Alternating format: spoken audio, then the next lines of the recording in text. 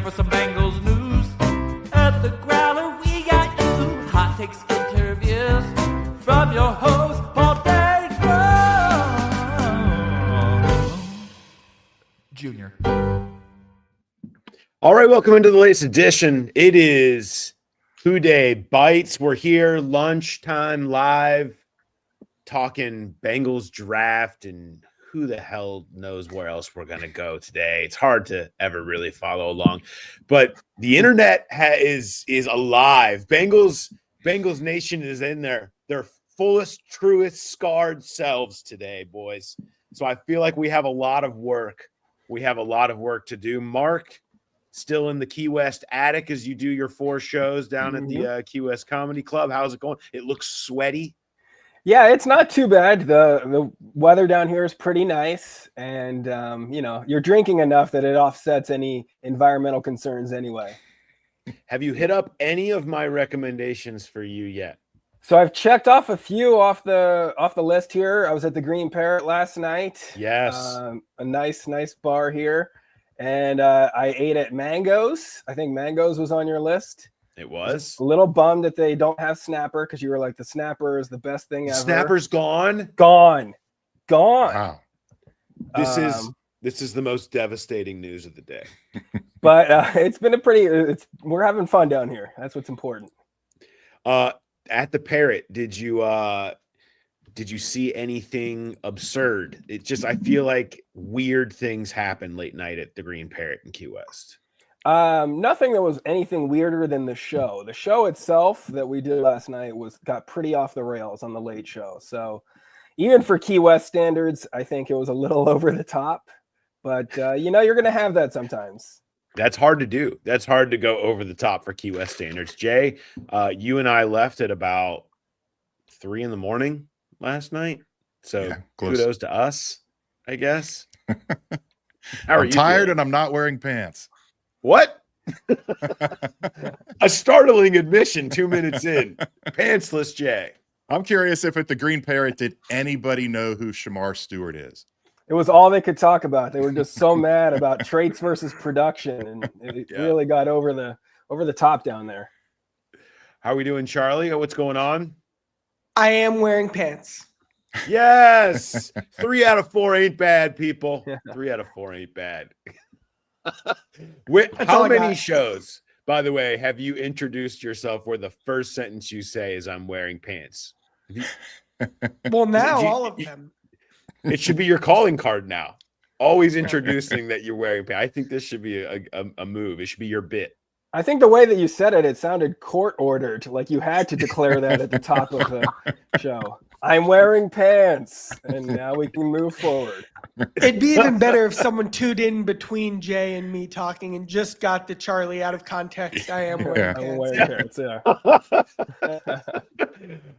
Well, 75% pants rate, better than Shemar Stewart's pressure rate, and so we'll take that because I'm king of smooth transitions. We got a lot of stuff that we're gonna get into. I want to thank everybody that is watching on the YouTube channel. Get the notifications, subscribe, all of that stuff. Or you're watching on X. Appreciate you guys tuning in there. If you have questions for us topics that you want us to tackle, you want to point out your own pants situation, drop those into the comments and let us know. No pictures, please, in case you're pantsless. And drop in the comments and let us know what you want, and we'll pull some of those out as we get into the show. Mark will be giving us some questions that you guys are dropping in there. So we'll get to that. Reminder, we're not going to be doing a lunch show tomorrow on Saturday because the draft is going to be rocking. It starts at noon tomorrow. So we'll have all that coverage. Of course, walkout from Jay and I tonight, walkout after Saturday night. Sunday night, we'll be doing a Dey Nights live show, kind of recapping everything. Mo's going to drop in. Anybody else that wants to drop in can feel free, but we'll be kind of taking some of the big picture topics on that night. And then Tuesday, we will see you down at BetMGM, Nation Kitchen and Bar, down at the Banks. It's going to be our big live event, 5 o'clock on Tuesday.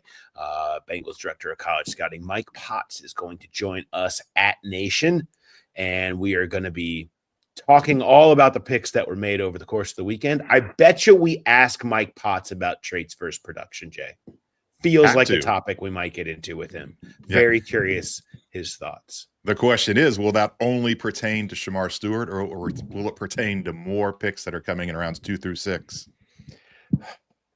I don't know how much more energy I have for this, to tell you the truth. So we'll have to see. Hey Jay, did we ever look up what did the growler bet we happened last? What did we end up on timing? Did you get the number? I did. I was thinking about that earlier this morning. I don't remember marking down the time. We'll have to go back and rewatch that, because what did we say? Was it when the first tweet or when the actual announcement was made on the broadcast? The announcement of the pick on television was the deal. So we have to go look at that. It was a commercial on ESPN, which many of you sent in commercials that you thought it could be, because you guys are our demographic. A lot of them did tackle topics like Viagra and erectile dysfunction and stuff. You guys tend to be pretty consistent with that type of stuff. It was an Aflac commercial featuring Deion Sanders that was on, if you tried to guess the bonus on the growler bet on that one. But we'll get you the time on that and let you know how many people won. There were some Shemar Stewarts, I know that. So maybe we had a winner in the growler bet, and you can get a bar tab at our live show either Tuesday or one in the future. So we'll get to that. Let's talk about the reaction. Charlie, I'm gonna drop in you first. Jay and I kind of went into some of this last night. What do you make of just the reaction to the pick? We discussed this at length yesterday. I posted that on Twitter. I recommend people watching our conversation about the Stewart vitriol yesterday a little bit. What do you make about the reaction to it and the legitimacy and the discussion being had right now about this pick? There is a gulf between how the Bengals are viewed and how I think the Bengals view themselves. What to me, this reinforced following their plan in free agency is the Bengals think they have a very good roster that Al Golden will coach up, and that Geno Stone and Chris Jenkins and down the line we go can give them quality enough production. Because what the Bengals didn't do is draft the guy who could play the most snaps for them right away, the guy who would give them the most immediate production and passing downs right away. They drafted a guy in Shemar Stewart whose biggest asset is, well, he will contribute this year. His biggest asset will be he's the guy with the best shot to replace Trey Hendrickson in 2026. The Bengals will probably be in need filling mode today, but everything, all indications have been that they're just higher on this roster and this coaching staff's ability to elevate the group they already have. And the fan base feels the way they do because they watched the Bengals play the Chargers and the Steelers and the Ravens last year. And the Bengals are operating differently. And it's two different, let's see how the ball plays out. But certainly I'm in the camp that's a bit more concerned about why the Bengals didn't go out and get a true immediate playmaker at a position of short-term need for 2025. I think a lot of the vitriol comes from the fact, and we talked about this, but a lot of times when a team makes a pick and people don't see it coming and they're like, what are we doing? And this was the opposite, where everybody, and Paul, you wrote about it, the guy, everybody saw this coming and they were saying, please, anybody but this guy. And they did that anyhow. So I think that's just only served to ramp up people's angst. And again, I get it. It's not really fair to the player he is on the ground in Cincinnati. We will talk to him later today. I remember there was a lot of people upset about the Joe Mixon pick in 2017 for totally different reasons, obviously. And he showed up at the draft party that day, and there was a huge warm welcome for him. I'm hoping that Shemar gets that experience later today as well, and just let him come in, and he has to prove himself. Let him try. Let's not write the guy off before he even steps on the field. It's kind of rare that what fans think about a pick is part of a storyline. Mm-hmm. It's players play. But there are times where it matters, and it's typically involving high-profile picks. And, I just think that can affect somebody because it's going to take time with him. Like he's developed a developing project. Like he's not going to show up in week one and early in this season and all of a sudden be a maniac. Maybe he is, but more than likely the path is that it's going to ease into seeing much from him. And if you take the current groundswell of frustration over the pick and the lack of production that he had at Texas A&M, and it adds up into this vitriol that can affect a player. Like like you show up here in your dream job and everyone hates me. What did I do? Right? Like I don't understand why everyone hates me here at my new job. I didn't do anything. I was a first round pick. You think you'd show up and people love you, and you got to go and see everyone is just ripping you. And it's like, man, I thought this was supposed to be good. And you can doubt yourself. There can be confidence things. It can follow people.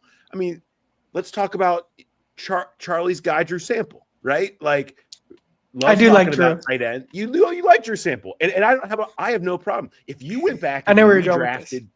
If you went back and redrafted that draft of Drew Sample, you know where he'd probably go if like they were actually redoing it. Probably in the second round. He's had a productive, useful career. He's not sexy. He's not flashy. He's not a lot of the things that maybe you want from an awesome tight end. He's put together a nice, useful career. Okay. But here, you would think that he is the worst, but it has followed him. He's still the punchline of jokes because of where he was drafted and the fact that fans thought he sucked as a draft pick and what have you.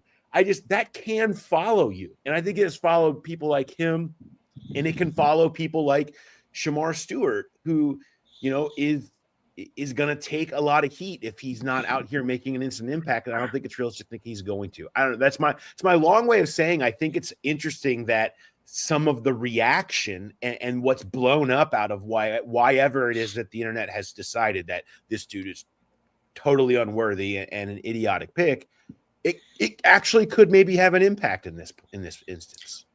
What the pick's a lot like is go ahead, Jay. I was going to say they drafted Sample to do exactly what he's doing, and yeah, I was maybe reach for other teams, but it wasn't for them. This is what they envisioned for him.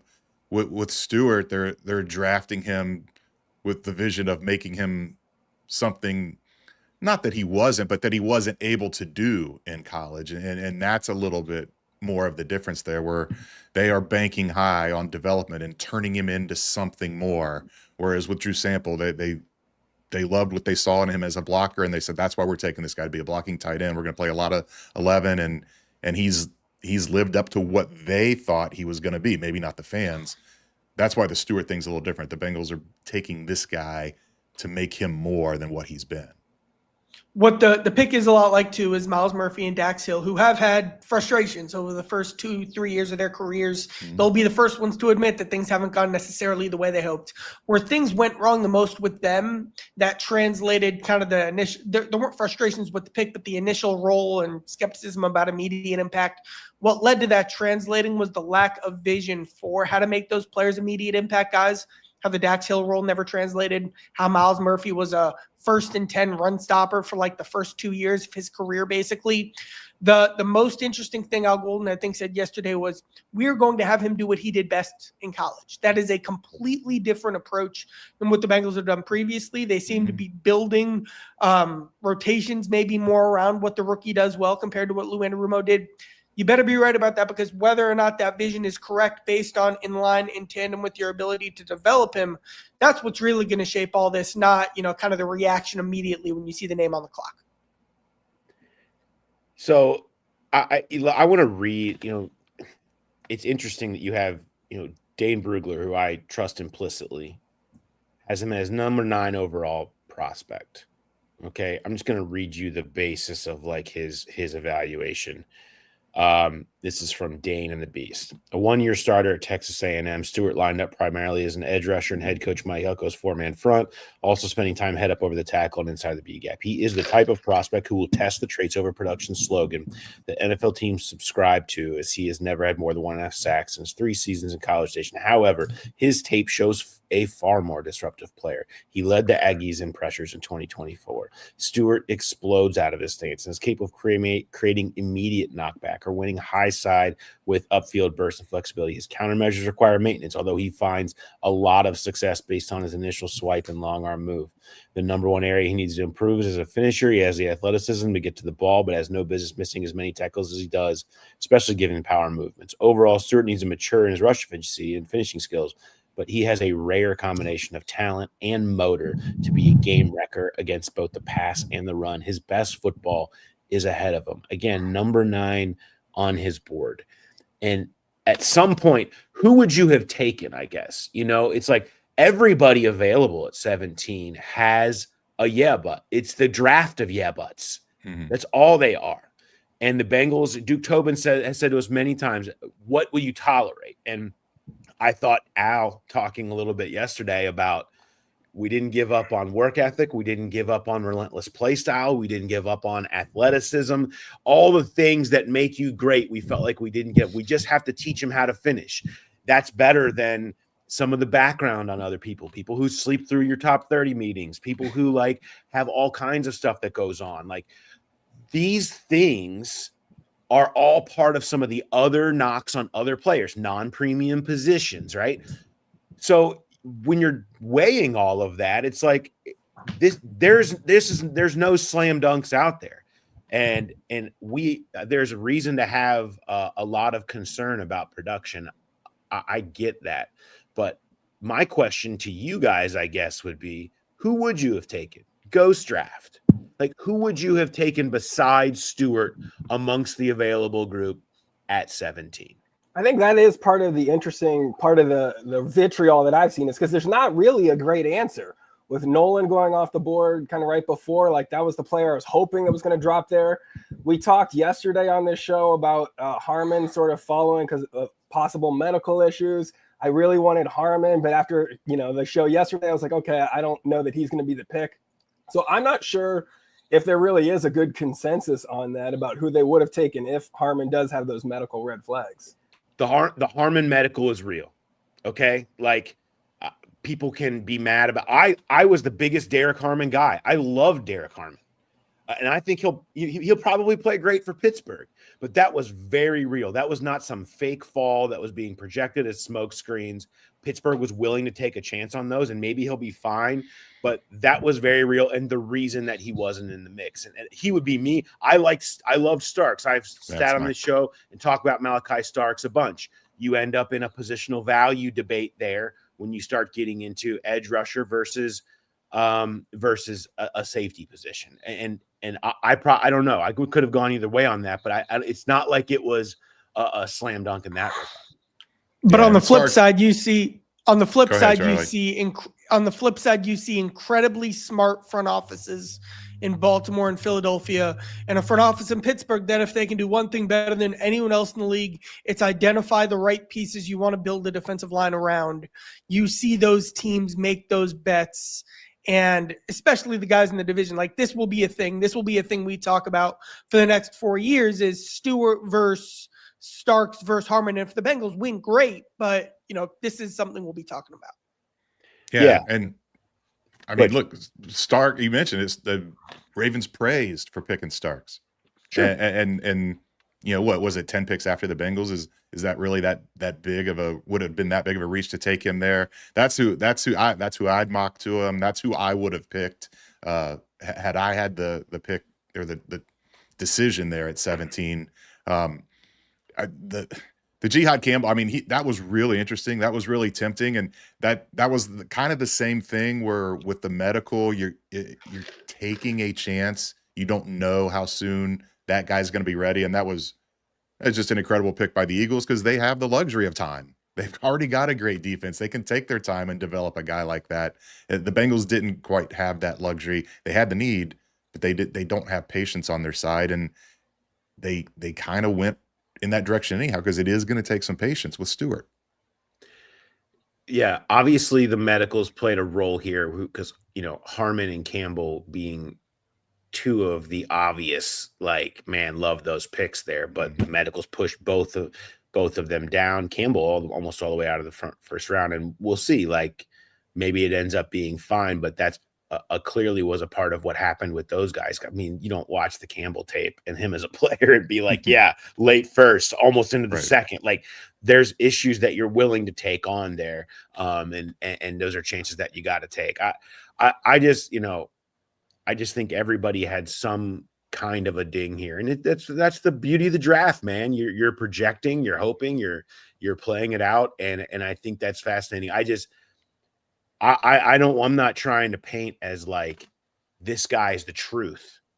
I just feel like, man, it's the same thing I said before the pick yesterday. The negativity is so over the top out there about it. It just doesn't vibe, I think, with the options that were in play. Would they have loved Walter Nolan if not have been, the Cardinals pick? I'm sure. You know what I mean? But this is the group that they end up choosing from there.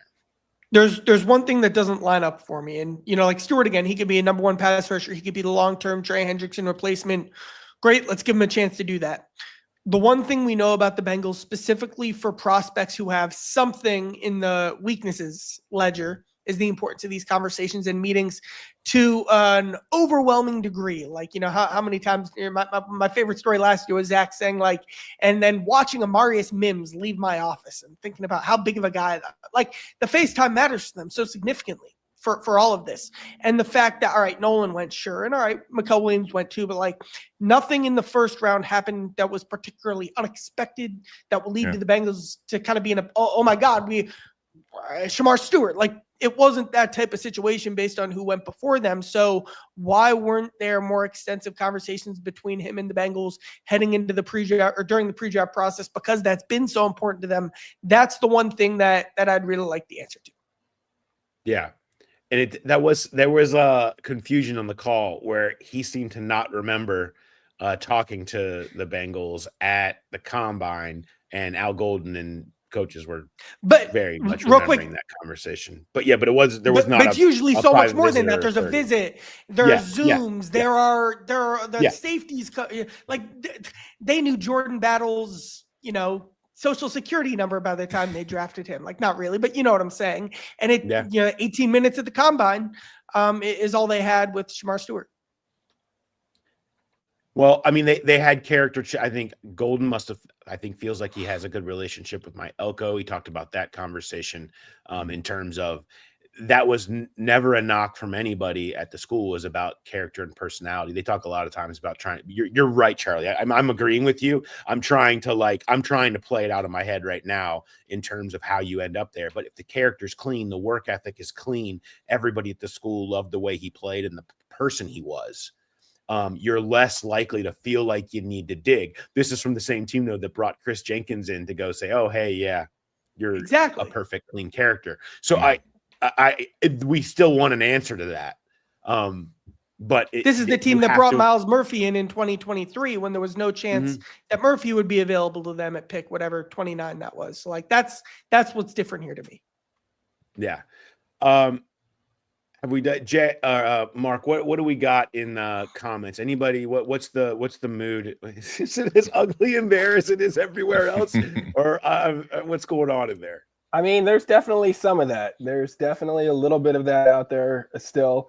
Bradley says it's more about the Miles Murphy experience, and hopefully, he's not Miles 2.0, and that he's got more than 2.0 sacks for this season. Yeah, it's like. Somehow I've painted myself into the Miles Murphy and Shemar Stewart guy. I'm not trying to do this. I promise. I feel like I end up in this place where I think there's hope for Miles Murphy still. I don't think that's over, but I totally understand that being where it comes from, right? I mean, I think that is. I think more than any, if you're doing the pie, this is pie season, right? We're in Duke Tobin's pies of why people are so against it. I think part of it, a big part of it, maybe the largest, is just the Murphy stuff that still lingers with everybody who's just over that. And is it relevant? I mean, if your complaint is that the Bengals have failed to develop guys, that staff, as far as defensive line goes, that staff is gone. You have a brand new defensive line coach. You have a brand new defensive coordinator. The front office is not developing these guys. It's the coaches. It should be viewed as a clean start. And it almost, even though they play the same position and it sounds so easy to compare them, it feels more apples and oranges to say, if that's what you're saying is this team hasn't been able to develop talent, I don't think you can even go back 2 years because you have different guys tasked with that development now. And it's why that staff's gone. I mean, it is. It is. Oh, yeah. It is. Quick, I have a question. Lou Anarumo is not here today introducing Shemar Stewart because he could not get the most out of any of those picks in their view. And I'm sure Lou Anarumo's like, here they go again with another bad pick that won't get developed because they haven't been able to give good players. I'm sure he's sitting in Indianapolis thinking that after he bemoans they took a tight end in round 1. But I think that, but that was what happened. And so it's the reason Al Golden is here. It's the reason that Jerry Montgomery is here. And Jerry Montgomery, who had Rashawn Gary in Green Bay, was a big part of a very similar type of transition. That's why they're gone. And so you end up that is a real legitimate beef with this organization and one that they feel like they change. And that's why this is just another massive bet on Al Golden that just feels like a huge pile right now. It's almost too much. 1,000%, 1,000%, 1,000%. Question for the group. There was a lot of talk about the Al Golden factor from a player style perspective. If Lou Anarumo is still the DC, do the Bengals still pick Shemar Stewart? I think yes. Yeah, he looks like a Lou guy. He does. I mean, he's built like a Lou guy outside of, I don't know how much he would have liked the 1.5 sacks and the lack of production or whatever, but I mean, he looks like a guy that fits Lou's system. He looks like the 4-3 Lou edge. And I in my opinion, I don't know, you guys view it differently, but I agree. Yep. What else we got here? So Tommy doesn't understand the medical concerns with guys like Harmon or Campbell. If the fear's not that they're not ready to come in and making an immediate impact, isn't that a fear for Stewart as well? Well, the fear being that you will have limited, they'll always be hurt or always have a thing that's going to follow them throughout their career, or that will curtail it early. Yeah, I think that's a big part of the medicals is how beat up are these guys, how chronic are some of the conditions that they're dealing with. Now, these things, I think it was brought up yesterday. I actually ended up having a couple conversations about this, just people bringing up Shaq Barrett when the Bengals flunked Shaq Barrett because of his shoulders or something. And then he went on to make after that $74 million in the league and have a gazillion sacks. It's like and this happens in the draft too. Remember Jonathan Allen's shoulders? He was supposed to be the 3rd overall pick and he ended up sliding all the way back into the late teens because people I don't know, shoulders. Right. And then how much money has he made? As a great career. This is what breaks ties all over the place, and the team that takes a chance often ends up being the lucky ones. But it's about the possibility of it following them or shortening their career or constantly being an issue that makes them not as productive as they have been. And they're still burned by Ogbuehi and Billy Price and John Ross and guys that had injury concerns coming in and never developed. Man, you got to put Bengals fans in the deep, dark place, Jay. You're like, how many names of past first-round busts can I do when Bengals fans are already feeling very vulnerable, okay? It's an unnecessary. Put some pants on and stop hurting Bengals fans, okay? Oh, man. So we talked a little bit about Stewart maybe potentially being the successor to Trey Hendrickson next season. Some people in the chat think from what they heard from Al that maybe he's seen more as that Sam Hubbard replacement for this season. How do you guys feel about that? I'll definitely talked up the run stopping, contributing right away. And all that Stewart has to do right now is beat out Cam Sample for those snaps compared to a true DPR that they could have, your Ezeraku at 17 kind of is not redundant, but redundant in the short term with Joseph Osai. So it is a different style of skill set plus the pure traits. So I think what this is in their mind is drafting ahead to replace Trey in the long term, but still able to be an edge setter in the AFC North in the short term. Yeah, I think he can be a much more athletic pass rusher than Sam. But what Al was talking about with the run stopping is legit, and part of that, is where the concerns are too. It's not just finishing the quarterback on pass rushes. It was missing tackles against the run, and Al pointed out that sometimes you watch his tapes, he's chasing guys way across the field. He's chasing them way down the field. Other players wouldn't even get close to even having an attempt at a tackle, and missed tackles are such a subjective stat anyhow. It's like, do you ding a guy because he he got where nobody else could have gotten in the first place and just wasn't able to get the guy down. But I thought it was interesting. You know, they talked about how he could rush inside as well. And I went and looked at Pro Football Focus. He actually only had 23 snaps all year lining up at tackle. So they at times would kick Sam inside. I don't think you're going to see that. It's an option here and there, but I don't think you're going to see a lot of that with him, especially early. They did play him at that 4-eye, which is kind of a similar concept of kicking inside, where he wasn't rearing off that edge, and he was playing the run from inside. That was kind of the, really the knock.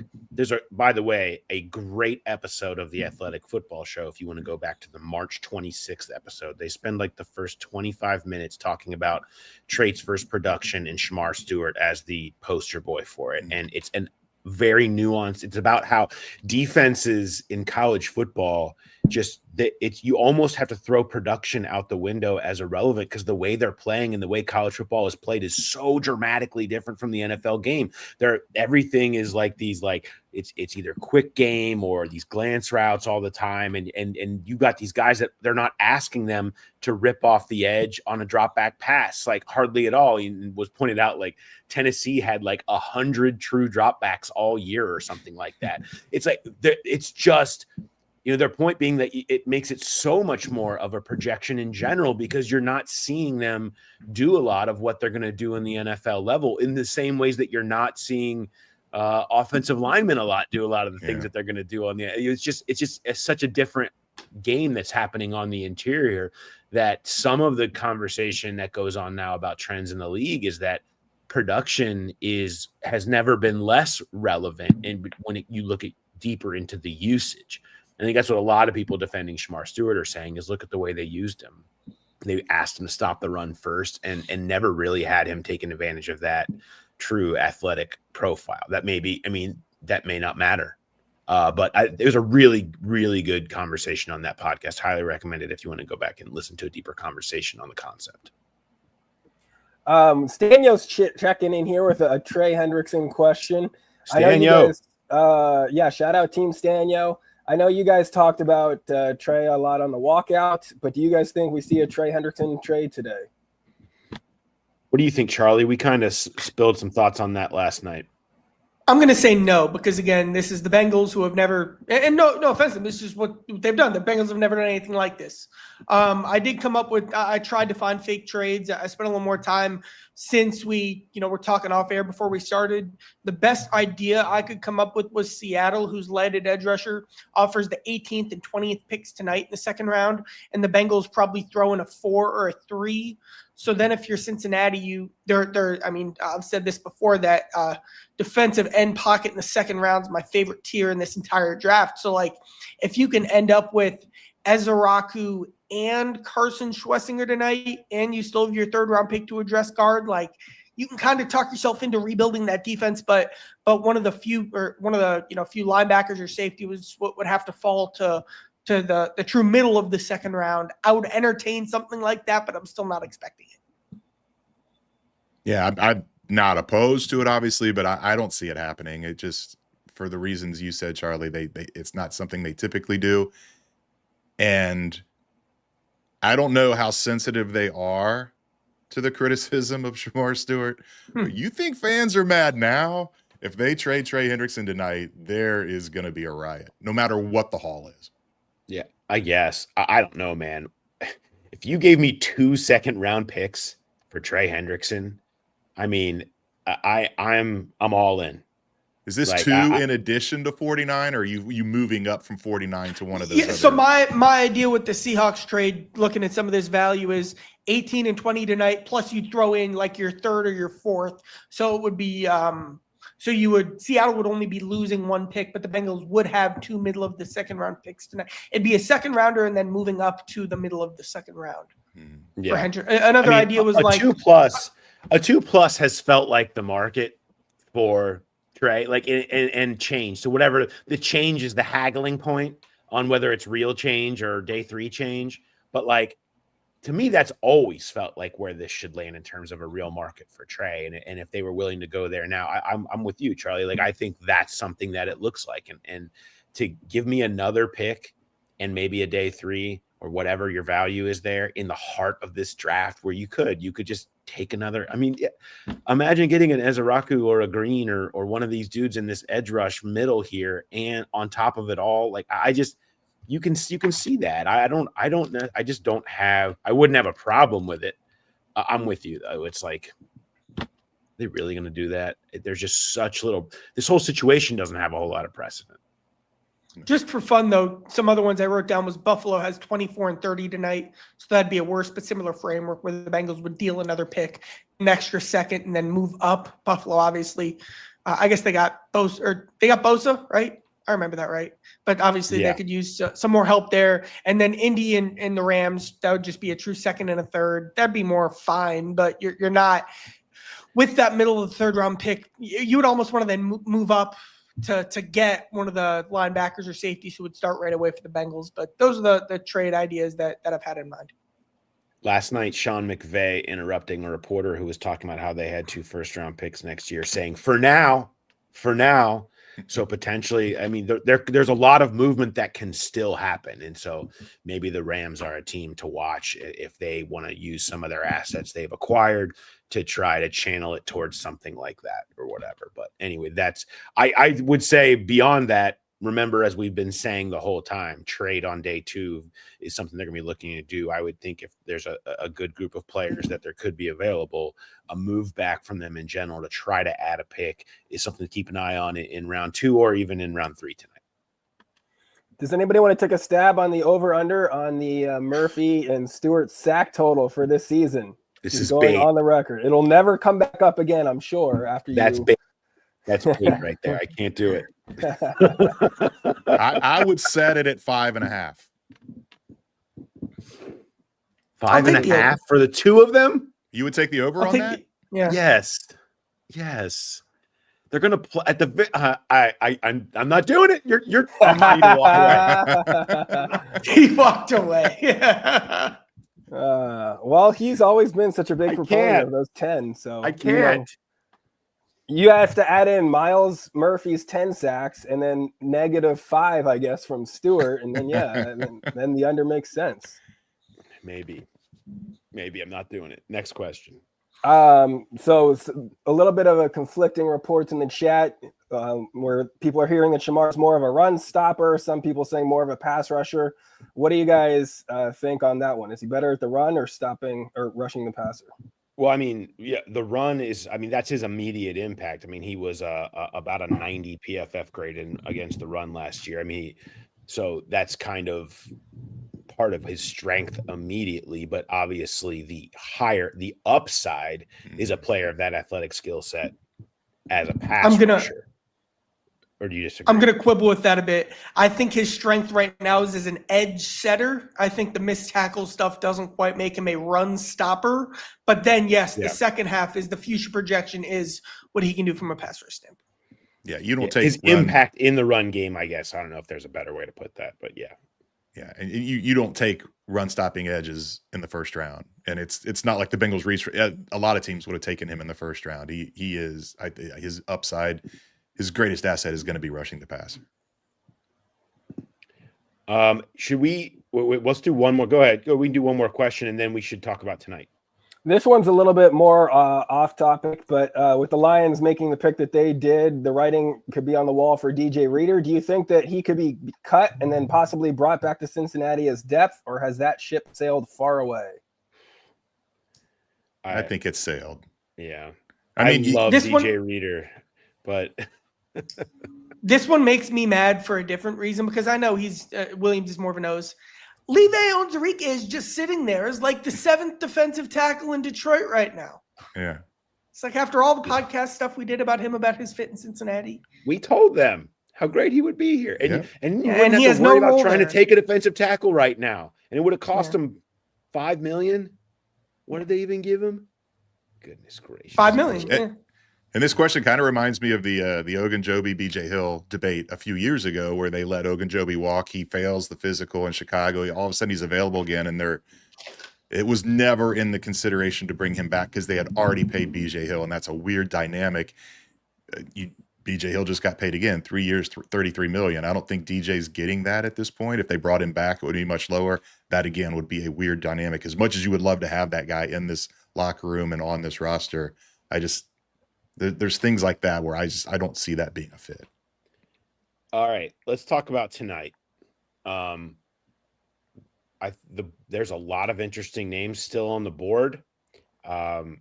I've got a list of them kind of here that I'm eyeing and that I'm going to be tracking as they try to get back to 49. And if they'll make it there, who are you most watching over picks 33 to 49 tonight from a Bengals perspective, guys? Charlie, go ahead. You can kick me off. I'm going to go Schlesinger. I keep talking about the linebacker need. He's so clean. There's such a pass, fluid, smooth. I think Burks is their worst starter, even worse than the guards set up right now. I have him kind of in a tier of his own with him and Worry, who I expect to be gone. So, yeah, I'm most focused on Schlesinger, and then hopefully you cross your fingers for the third-round guard. Yeah, for me, I think it's Xavier Watts, just because of that connection with Al Golden, and we talked about this before, where it's a flashing neon sign to the rest of the league. Everybody else knows that would be a perfect fit for the Bengals, and if there's teams out there that like Watts, which I would assume there would be, I could see the Bengals getting sniped again like they did with Harmon last night, where someone trades in front of them to take that guy because it is such an obvious fit with Al's history with the guy.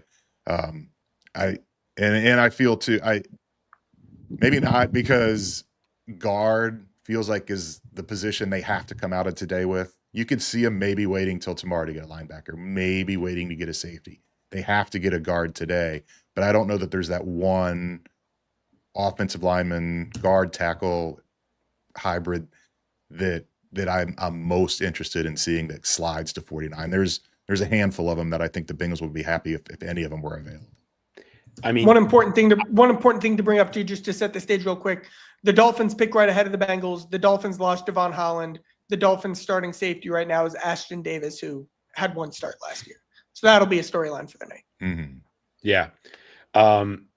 I come back to that combo that we've spent a lot of time talking about, and that's Tate Ratledge and Jonas Savanaia as guys they've had in, guys they've targeted, guys that are going to go in this range, guys that could show up day one and start.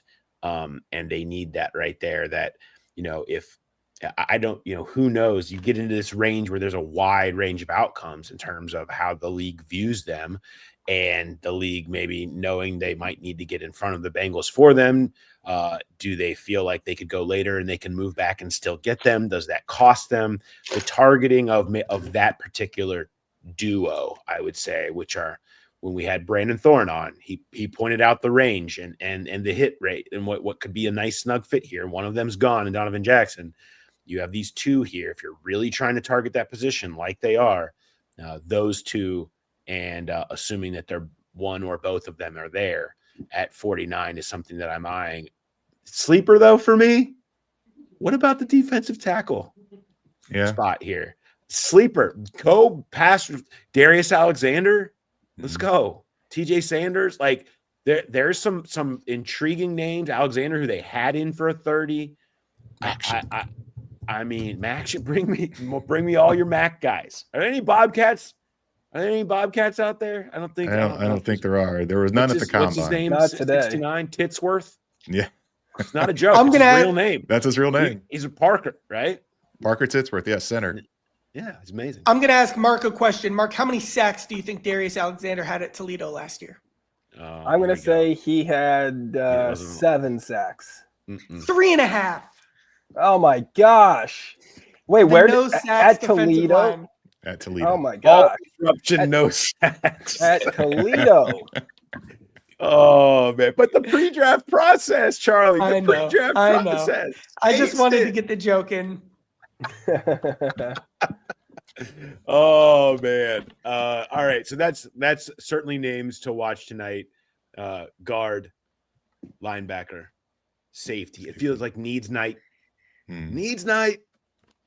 And so you've got to focus on trying to find some guys that could potentially start for you week one, and guard and linebacker are probably at the top of that list. Anything else intriguing happening in the comments that we want to get to, or we just wrap it up? Let's see here. A lot of talk about how important the coaching changes are going to be, and maybe this was a little bit interesting too.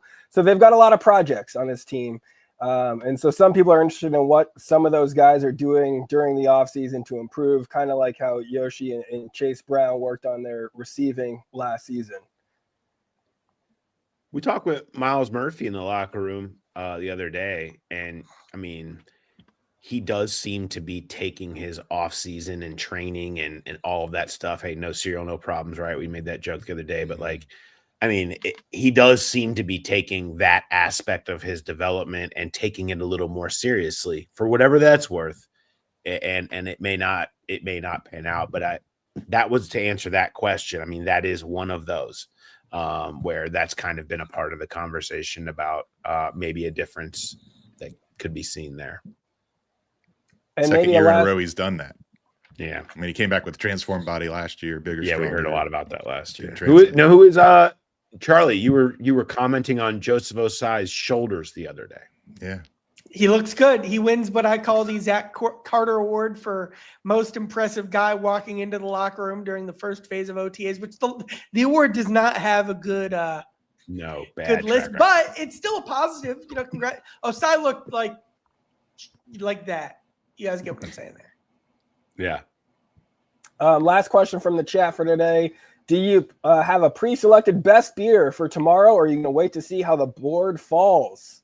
Oh, no. I mean, it doesn't matter what the picks are, whether I'm having the best beer. I mean, it's actually, it's advanced over the years. Yes. It's best bourbon. It's best drink. I've become strictly a top shelf. I just go whatever some of the best bourbon I can find within reason. Wherever what bourbon is where I go. What bourbon is production. Bourbon's What's Traits bourbon? What's a good Traits bourbon? Give it time. Let it develop. It's something like I don't know. Anybody know? I need that. Chat people, all our listeners. Give me what a good Traits bourbon would be if we've got to go production versus Traits in that. I'm sure there's one out there. All right. On that note, this was fun. What was it fun? It was fun. These are always I'm awake fun. now. Day nights, Dey Bites. It's always a good time. Sometimes there's pants, sometimes there's not pants. You never know. Jay's awake and ready to put his pants on. It's great. All right. Reminder, walk out tonight. So check back for that. That'll be in your feeds. Jay and I hoping to get back earlier. By the way, I had like the ultimate depressing experience when I came back late last night, because when you go in the gate to get into the stadium, because of the rain and everything, where we're supposed to go in, there's like a massive mud pit there. and both on the way in and on the way out, I had to step in the mud pit. You have to, because it's just a mud pit there. And so I had it. I thought I'd wiped it off my shoes, but my shoes have on the bottom of them is a bunch of indents and stuff like that. And so I get home and I'm like, man, it's 3 a.m. I just want to have one beer and I'm going to go to bed. And I sit down, I put my feet up, I'm having my beer, and I look down and I just see my footprints on the carpet all in front of me. I'm like, you have to be kidding me. It was such a sad, depressing moment to have to get up, get the carpet cleaner out, and I'm wiping it up. It's 3 a.m. I'm just like, this is so pathetic. This is just one of those draft moments that makes you recognize that what are we doing? But did you finish the beer? Yeah, it was so much sadder. I went back and I sat down and I had it's a little warmer than you want it to be for the tail end because it sat there for a while. And then I drink it and it's like, oh, now I don't even like this. I'm still mad. And I went to bed. So that was my experience. Good times. Hopefully I'm not going through the mud pit today. I'm just going in the car entrance. I don't care. I'm not going into the mud again. All right. The car entrance is closed. To cars. Can we get I think it's blocked off. I think it's blocked off. All right, I'm climbing over the fence. That's it. Go in off Pete Rose Way. Yeah. We'll figure it out. All right, everybody. So we'll be back We'll be back tonight, walkout. And then on Sunday night with Houday Nights, we'll be doing show. Mo will drop in. And then Tuesday, BetMGM, Nation Kitchen and Bar down at the Banks. Come join us. Mike Potts will be in Nation. We'll be talking all of that. Reds that night. So you can double dip like you're Charlie Goldsmith himself. You can get a Charlie's cookie. It's going to be great. All right. Thanks everybody for watching. And we'll talk to you next time. Have a good one.